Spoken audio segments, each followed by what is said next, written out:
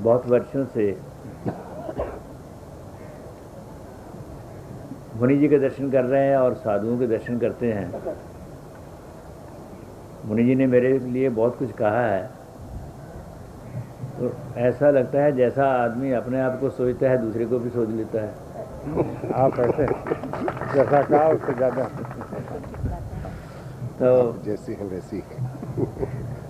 मैंने अभी मुनि जी को बताया था कि सदगुरु राम सिंह जी का हम 1 महीने में ये उनका प्रादुर्भाव का दिन मना रहे हैं, जो 15 तारीख को है। तो 15 से 15 रोज़ पहले और 15 रोज़ बाद में हम मनाते जा रहे हैं। दिल्ली में 2-3 जगह मना चुके हैं और फिर और हिसार में और हरियाणा में जाएंगे और फिर बाद में 21 तारीख को फिर दिल्ली में आएंगे। वो सदगुरु राम सिंह जी ने इतना कुछ किया, वो नाम और वाणी के संचार को सब सिखों में उन्होंने डाला, और ऐसी ऐसी बातें हैं जो दुनिया के मानने वाली नहीं है। एक अकाल पड़ जाता है कभी तो फसल माड़ी हो जाती है। गेहूं की फसल खड़ी है तो एक जैता सिंह नाम का आदमी है, नामधारी सिख है, तो उसने देखा कि जो चूहा है ये गेहूं तो खाता है, उसको पानी नहीं मिलता, लोग तो जहर डालते हैं उसको मारने के लिए। वो उसने देखा कि इसको पानी नहीं मिलता, तो उनके लिए पानी के कटोरे वहाँ रख देता है। क्या बात है। और हमारे इलाके में कभी भी ये टिड्डी दल आ जाता है तो हम उसको नहीं मारने देते। तो कभी ऐसा भी होता है कि हम अंगूर की फसल उगाते हैं तो उसको एक सुंडी लग गई, तो सुंडी लग गई तो कुछ आदमियों ने कहा कि इसके ऊपर ये दवाई डालनी चाहिए।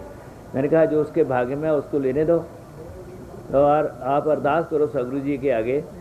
तो अरदास की तो ऐसा हुआ, वो सारी की सारी सुंडी एक एक करके अंगूर से नीचे उतर गई, सब चली गई। और ऐसी अनेक बातें हैं। और मैं एक आपको बताना चाहता हूँ कि हम जैसे धर्म की रक्षा जो करता है उसकी रक्षा होती है, संस्कृत को इसमें बताते हैं। एक खैरदीन नाम का आदमी मुसलमान थपा मंडी संगरूर के ज़िले में है, वहाँ रहता था।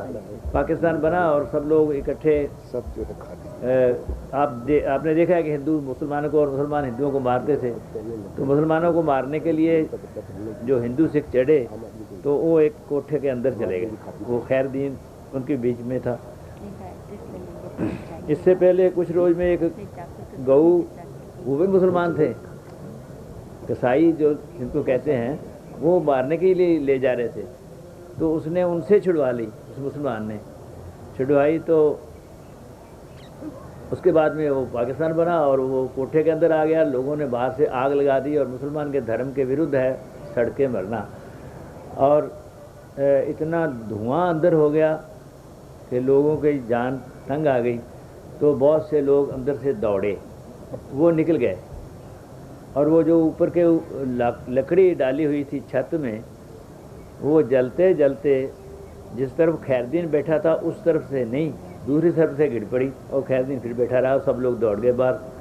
तो वो कहता है, ये मैं नहीं कहता, वो मुसलमान कहता है कि मेरे सामने उस गऊ की पूंछ इतनी तेज़ी से चल रही थी कि मेरे को धुआं नहीं लगने देती थी। साइंस क्या मानेगी इसको?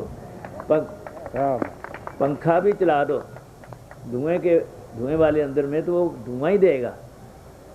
तो ये फिर उसने वो मवेशियों का, जानवरों का इलाज करता रहा और मेरे सामने पेश हुआ, उसके रिकॉर्ड भी किया है।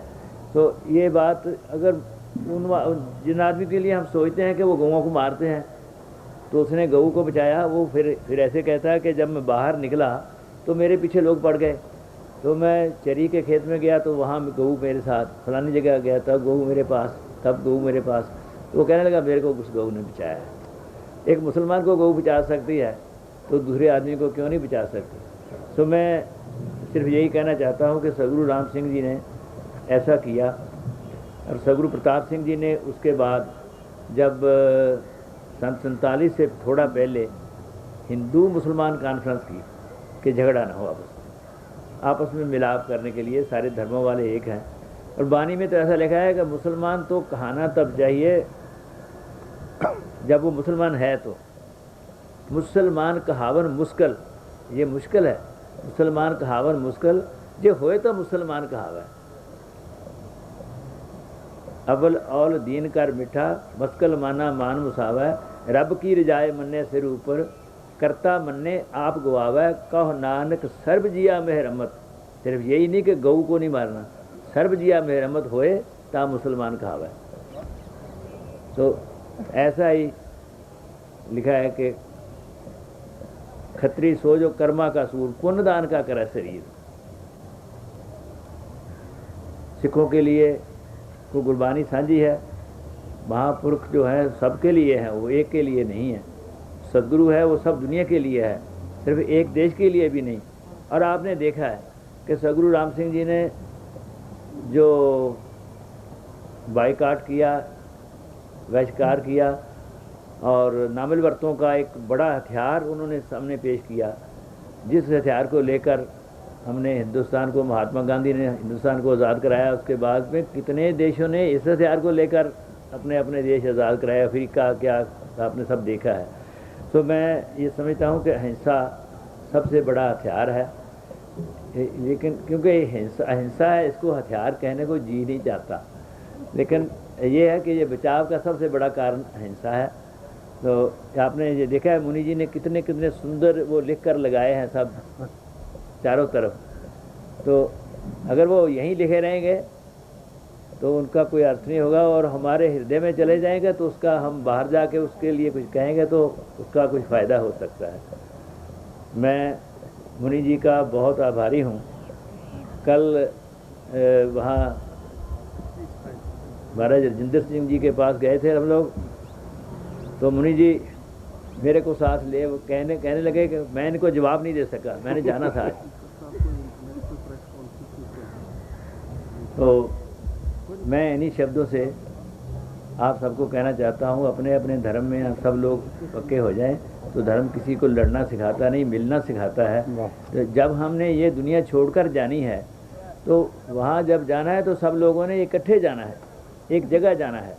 तो उसके लिए हमने ये सारा जो कुछ करना है वो हमें करना चाहिए, और किसी के लिए बुराई अंदर पैदा नहीं होनी चाहिए। जितना बारीक हम हो जाएंगे उतना ही अच्छा काम है। अब कपड़ा डाला है, जो खद्दर बनाते हैं, जो जितना बारीक होता है वो कूला होता है, वो बहुत मुलायम होता है, तो उतना अच्छा लगता है। तो हम अपने काम में भी जितने बारीक हो जाएंगे, जितने अंदर में हम सोचेंगे बुराई, इसको निकाल देंगे, तो हम समझे हैं कि सब दुनिया के भले के लिए ये बहुत। एक बात मेरा कहने को जी चाहता है, पार्लियामेंट के पता नहीं 500-600 कितने मेंबर हैं, तो उनको ये ज़रूर सोचना चाहिए कि वो किन के नुमाइंदे हैं।